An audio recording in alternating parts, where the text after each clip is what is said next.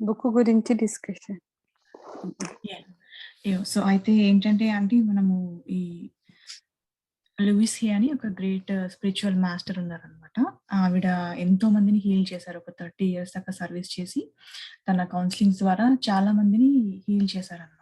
Self healing ఎలా diseases నుంచి బయటపడడము అనేది ఆవిడ చాలా మందిని ట్రీట్ చేశారనమాట. ఆవిడ ఎన్నో బుక్స్ రాశారు. దాంట్లో 'you can heal your life' అని ఈ బుక్ చాలా ఫేమస్. దీంట్లో ఎంతో నేర్చుకోవడానికి ఉందనమాట. ఎలా మన థాట్ ప్యాటర్న్స్ ద్వారా, మన ఆలోచనల ద్వారా ఎలా మనమే డిసీజెస్‌ని క్రియేట్ చేసుకుంటున్నాము. అవి ఎక్కడి నుండి వస్తున్నాయి. మళ్ళీ మనము ఎలా దాన్ని రివర్స్ చేసేసి మనం క్రియేట్ చేసుకున్నాం గదా! ఆ డిసీజెస్‌ని మళ్ళీ ఎలా దాని నుంచి బయటకు రావాలి. మన లైఫ్‌ని ఎలా హీల్ చేసుకోవాలి అనేది ఈ బుక్‌లో ఇన్ఫర్మేషన్ ఇచ్చారనమాట. మనము మీట్ అయ్యే ప్రతి సాటర్‌డే కొంచెం కొంచెం జ్ఞానాన్ని ఈ బుక్ నుండి నేర్చుకుందాము. మనం చదువుతూ అందరి వ్యూస్ షేర్ చేసుకుందాం దీనిపైన. సో, దీనిలో ఏమంటున్నారంటే ఫస్ట్ చాప్టర్‌లోను చాలా మంది ఇలా అనుకుంటారు గదా! People are out to get me. అంటే నన్ను అందరూ వాడుకుంటారు. అందరూ నన్ను యూజ్ చేసుకుంటారు అనేది అదొక నెగెటివ్ థాట్ అనమాట. అలాంటి థాట్స్ అన్నిటిని ఎలా మార్చుకోవాలి అని అంటున్నారంటే, ఎవ్రీవన్ ఈజ్ ఆల్వేస్ హెల్ప్‌ఫుల్. అందరూ నాకు హెల్ప్ చేస్తారు అనేదాన్ని మనము రిప్లేస్ ఎప్పుడైనా మనకి ఇలాంటి ఆలోచనలు వచ్చినప్పుడు అందరూ నన్ను బాగా యూజ్ చేసుకుంటారు, వాడుకుంటారు. ఇలాంటివన్నీ లోవర్ వైబ్రేషన్. ఆ లోవర్ వైబ్రేషన్ వల్ల చాలా మనకి ఎనర్జీ లాస్ అవుతూ ఉంటుంది. దాన్ని అలాంటప్పుడు మనం ఎప్పుడు ఆలోచిస్తూ ఉండాలనమాట. ఎరుకతో ఉండాలి. దాన్ని రిప్లేస్ చేస్తూ ఉండాలనమాట. Everyone is always helpful. అందరూ నాకు హెల్ప్ చేస్తారు. నా చుట్టూ ఉన్న వాళ్ళంతా. నా ఫ్యామిలీ నుంచి నాకు సపోర్ట్ దొరుకుతుంది. నాకు నేను హెల్ప్ చేసుకోగలను.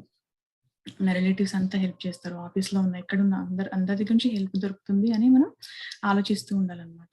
ఇంకా ఈవిడేం చెప్తున్నారంటే, ఈ యూనివర్స్, ఈ విశ్వం అనేది ఏంటంటే ప్రతి ఒక్క థాట్‌ని కూడా సపోర్ట్ చేస్తుందనమాట. ఇది గుడ్ థాటా, ఇది బ్యాడ్ థాటా, పాజిటివ్ థాటా, నెగెటివ్ థాటా అని డిఫరెన్సెస్ ఏమీ ఉండవు.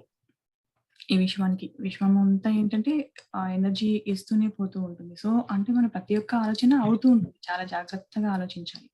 ప్రతి ఒక్క థాట్‌ని పవర్‌ఫుల్‌గా, పాజిటివ్‌గాని మనకి తగ్గట్టుగానే మనము రిలీజ్ చేస్తూ ఉండాలనమాట. అదేమి జడ్జిమెంట్ అనేది ఏది ఉండదు యూనివర్స్‌కి. విశ్వమాత అంటాం కదా! ఎలాంటి జడ్జిమెంట్ ఏది ఉండదు. ఓహ్! ఇది పాజిటివ్ థాట్ నేను దీన్నే చేయాలి. ఇది నెగెటివ్ థాట్ దీన్ని చేయకూడదు అన్న ఎలాంటి ఆలోచన గాని, జడ్జిమెంట్ ఏది లేకుండా ప్రతి ఒక్క థాట్‌ని అప్రూవ్ చేస్తూ దానికి ఎనర్జీ ఇస్తూనే ఉంటదనమాట. ప్రతి ఒక్క థాట్ అనేది ఎనర్జీ. సో, మనం జాగ్రత్తగా ఏ థాట్‌కి నేను ఎనర్జీ ఇస్తున్నాను అనేది అది మన అవేర్‌నెస్‌లోనే ఉంటుందనమాట. యద్భావం తద్భవతి అంటారు గదా! మన భావాలే మన లైఫ్ అనమాట. సో, మన భావాలు ఎలా ఉన్నాయి అనేది చెక్ చేసుకుంటూ దాన్ని కరెక్ట్ చేసుకుంటూ వెళ్ళాలి. ఆహ్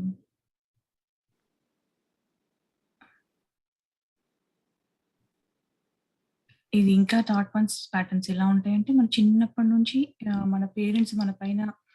మన పేరెంట్స్ యొక్క ఇన్‌ఫ్లూయెన్స్ గూడా ఉంటదనమాట. మనం అన్నీ ఇక్కడికి నేర్చుకుంటూ ఉన్నాం గదా! చిన్నప్పటి నుంచి కొన్ని మన మైండ్ స్టార్ట్ అయినప్పటి నుంచి, మన అడల్ట్స్ దగ్గర నుంచి, మన పేరెంట్స్ దగ్గర నుంచి అన్నీ నేర్చుకుంటూ ఉన్నామనమాట. ఎలా అంటే ఒకవేళ పేరెంట్స్ గనక ఎప్పుడన్నా కోపమొచ్చి తిడుతూ ఉన్నప్పుడు, I never do anything right. నేను ఏది కరెక్ట్‌గా చెయ్యను. ఇది నా ఫాల్ట్ అని అనుకోవడం కూడా మనల్ని మనం క్రిటిసైజ్ చేసుకోవడం అనమాట. అలా చేస్తున్నప్పుడు కూడా మనకి చాలా ఎనర్జీ అనేది లాస్ అవుతుందనమాట.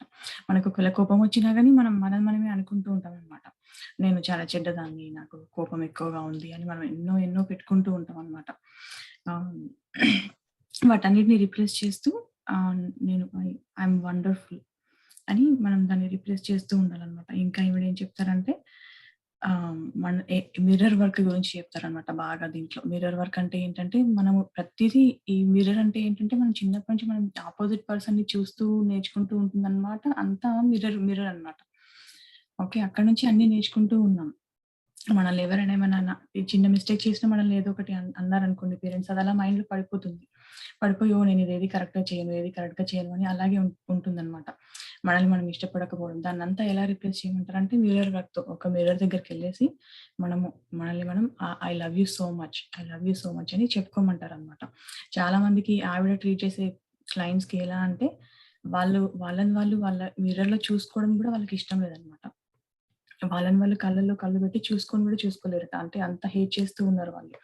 ఆవిడ ఏదైనా ఏ ఏ ఏ డిసీజ్ అయినా ఎందులోనైనా మూల కారణం దానికి ఏంటంటే సెల్ఫ్ లవ్ లేకపోవడం. ముందుగా మనల్ని మనం ప్రేమించాలి. మనల్ని మనం ప్రేమించాలంటే మిర్రర్ వర్క్ బాగా చేస్తూ రోజు మనల్ని యాక్సెప్ట్ చేస్తున్నాను. నేను యాక్సెప్ట్ చేస్తున్నాను. ఐ లవ్ యూ అని ఒక 21 డేస్ అలా చూస్తూ ప్రాక్టీస్ చేయమంటారనమాట. ఇంకా కొందరైతే మిర్రర్ మొత్తం విసిరిగొట్టేసి ఎక్కడికో వెళ్ళిపోతూ ఉన్నారంట. మిర్రర్‌లో చూడడానికి ఇష్టపడట్లేదు. కానీ ఈమె అది ప్రాక్టీస్ చేస్తూ, యాక్సెప్ట్ చేస్తూ సెల్ఫ్ లవ్ పెంచుకోమని చెప్తున్నారనమాట. అది మళ్ళీ మనం మన పేరెంట్స్‌ని కూడా మనమే చూజ్ చేసుకుంటాం. మన సిట్యుయేషన్స్‌ని మనం కూడా ఏంటంటే మన లైఫ్‌లో పేరెంట్స్‌ని బ్లేమ్ చేస్తూ ఉంటామంట. కొందరు అంటే వీళ్ళ వల్లనే నా జీవితం ఇలా ఉంది. వీళ్ళు నన్ను ఇలా తయారు చేయలేదు. వీళ్ళు నాకు ఇది ప్రొవైడ్ చేయలేదు. నాకు అది ప్రొవైడ్ చేయలేదు. అని చెప్పేసి ఎప్పుడు కూడా మనం పేరెంట్స్‌ని బ్లేమ్ చేయకూడదు. ఎందుకంటే మన లైఫ్ డిజైన్‌లో మనం ప్రతి ఒక్క లైఫ్‌లో ఏదో ఒకటి నేర్చుకుంటామని అనుకున్నాం కదా! ఆ నేర్చుకునే తరుణంలో ఏం ఏం ఏ ఏం నేర్చుకోవాలో దానికి తగ్గట్టుగా ఉన్న పేరెంట్స్‌ని మనం చూజ్ చేసుకుంటామనమాట. వాళ్ళ ద్వారానే మనం లెసన్స్ నేర్చుకుంటాం. సో, పేరెంట్స్‌ని బ్లేమ్ చేయకూడదు. ఎందుకంటే వాళ్ళకి కూడా తెలియదు. వాళ్ళ పేరెంట్స్ ఎలా బిహేవ్ చేశారో దాన్ని వాళ్ళు తెచ్చుకుంటున్నారనమాట. అంటే ఒక ఎగ్జాంపుల్ ఏంటంటే నువ్వు చదువుకోకపోతే నువ్వెందుకు పనికి రాకుండా పోతావు అనేది ఒకటి చిన్నప్పటి నుంచి పెట్టారనుకోండి. అదే ఫియర్‌లో వాళ్ళు పెరుగుతూ ఉంటారు. వాళ్ళ కిడ్స్‌కి అదే చెప్తారు. దాని బదులు నువ్వు చదువుకుంటే నీ లైఫ్ బావుంటుంది అని ప్రతి ఒక్కదాన్ని పాజిటివ్‌గా చెప్పాలనమాట. మనం పిల్లలకి చెప్తూ ఉన్నా దాన్ని పాజిటివ్‌గానే చెప్పాలి. ఇది లేకపోతే నీకిది ఉండదు. ఇది రాకపోతే నువ్వు ఇలా అయిపోతావు అని. అలా భయాన్ని క్రియేట్ చేయకూడదనమాట. ఒకవేళ చదువుకుంటే ఇంత బావుంటుంది లైఫ్ అని అలా ప్రతీదీ పాజిటివ్‌గానే టర్న్ చేస్తూ ఉంటారనమాట. ఉండమని చెప్తున్నారు. ఇంకా ఎక్కడ అంటే మనం పాస్ట్‌లో బాగా ఉండిపోతాం. ఎప్పుడో జరిగిపోయిన దాన్ని మన మైండ్‌లో రిపీట్ చేసుకుంటూ అదే ఆలోచనలతో ఎంతో ఎనర్జీ కోల్పోతాం. సో, ద పవర్ అనేది ఆ శక్తి అనేది ప్రెజెంట్ మూమెంట్‌లో ఉంది. సో, ఆల్‌వేస్ ప్రెజెంట్ మూమెంట్‌లో ఉండడానికి ప్రయత్నిస్తూ ఉండాలనమాట. మనం ఎప్పుడు పాస్ట్‌లో ఉండకుండా, ఫ్యూచర్‌లో ఉండకుండా ప్రెజెంట్‌లోనే పవర్ అనేది ఉంది. ప్రెజెంట్‌లోనే హ్యాపీనెస్ అనేది ఉంటదనమాట. అవేర్‌గా ఉండాలి. ప్రెజెంట్‌లో ఎలా ఉండడం అంటే ఆ అవేర్‌నెస్ ప్రాక్టీస్ చేయడంతో వస్తుంది. ఆ అవేర్‌నెస్ ప్రాక్టీస్ చేయడం కోసమే మనకి ధ్యానం. హ్మ్. మనకి ఎలా అంటే ఈవిడేమంటున్నారంటే మనల్ని మనం ఎంత మోసం చేసుకుంటున్నాం అసలు. మనల్ని మనం ఏమి రియలైజ్ అవ్వకుండా ఎప్పుడో ఎవరో మనల్ని హర్ట్ చేసిన దాన్ని ఈ క్షణం ఇప్పుడు గుర్తు తెచ్చుకొని మనల్ని మనం మళ్ళీ ఆ బాధని క్రియేట్ చేసుకుంటున్నామంటే మనల్ని మనం ఎంతగా మనము మోసం చేసుకుంటున్నాము. అది కరెక్టేనా అసలు? అది దాంట్లో ఏమాత్రం అది సరికాదు. ఈ ప్రెజెంట్ మూమెంట్‌లో హ్యాపీగా ఉండడానికి ట్రై చేస్తూ ఉందాం. హ్యాపీగా, జాయస్‌గా ఉండడమే కీ అనమాట. సెల్ఫ్ లవ్, హ్యాపీగా ఉండడము, ఎప్పుడు జాయస్ థాట్స్‌ని రిలీజ్ చేస్తూ ఉంటే, ఆ పాజిటివ్ వైబ్స్‌లో ఉంటూ అంతా మనం ఎలా ఉంటే మనం దాన్నే అట్రాక్ట్ చేస్తూ ఉంటాం గదా! మనం పాజిటివ్ వైబ్స్‌లో ఉంటే పాజిటివ్ థింగ్స్‌ని అట్రాక్ట్ చేస్తాం. మళ్ళీ మనం మన లైఫ్‌లో కలిసే పర్సన్స్‌ని కూడా మన లోపల ఉన్న ఫీలింగ్స్ ఎలా ఉంటాయో దాని ప్రకారమే ఆ వైబ్రేషన్‌తోనే అలాంటి పర్సన్స్‌ని మనం మీట్ అవుతూ ఉంటాం అనమాట. ఈ బయట వరల్డ్ అంతా మన లోపల ఉన్న దానికి ప్రొజెక్ట్ అవుతూ ఉంటుంది. సో, లోపల నుంచి మనం ఇన్నర్ క్లీన్జింగ్ బాగా చేసుకొని అంతా పాజిటివ్‌గా ఉంటే మనం ఒక మ్యాగ్నెట్ అయిపోతామనమాట.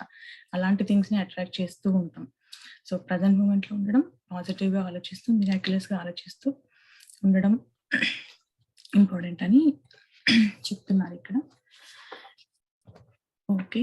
ఇంకా ఏమైనా మీకు థాట్స్ ఏమైనా ఉంటే షేర్ చేసుకుంటారా?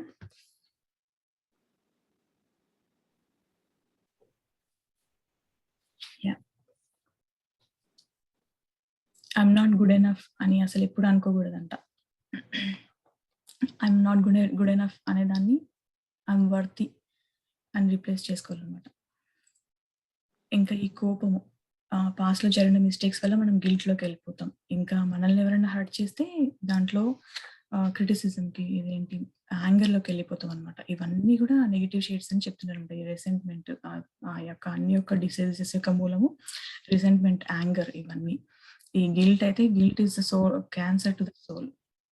సో, ఫ్యూచర్‌లో ఏమైపోతుందో అన్న భయము. ఈ ఫియర్స్ ఇవన్నీ కూడా మనకి ఎనర్జీ బాగా లాస్ చేసే థింగ్స్ అనమాట. ప్రతి ఒక్క దాన్ని మనము రిప్లేస్ చేస్తూ ఉండాలి. ఈ లవ్ ఎనర్జీస్‌తో, హ్యాపీ ఫీలింగ్స్‌తో. ఓకే. అండ్ ఇంకా ఎవరినైనా ఫర్‌గివ్ చేయలేకపోవడం. All disease comes from a state of unforgiveness అని చెప్పారనమాట ఇక్కడ. ఎవరినైనా మనల్ని ఏమైనా హర్ట్ చేసినప్పుడు మనం వాళ్ళపైన బాగా కోపం పెట్టుకుంటాం అనమాట. ఆ కోపం అనేది దాన్ని ఎంతో ఎనర్జీ లాస్ ఉంటుంది అనమాట. ఆ ఫర్గివ్నెస్ చేయలేకపోవడం కూడా డిసీజ్ లాగా ట్రాన్స్ఫార్మ్ అవుతుంది. సో మనం ఫర్గివ్నెస్ అనేది బాగా ప్రాక్టీస్ చేస్తూ ఉండాలి. ఇక్కడ మళ్ళీ అంతా మనమే ఉన్నాం కదా, మనము మన ఎదుటి వాళ్ళు మన చుట్టూ ఉన్న వాళ్ళంతా మనమే. సో ఎప్పుడు ఆ జ్ఞానంతో ఉంటూ అందరినీ ఫర్గివ్ చేసేయాలి. ఓకే, మనం మెడిటేషన్లోకి వెళ్ళిపోదాం.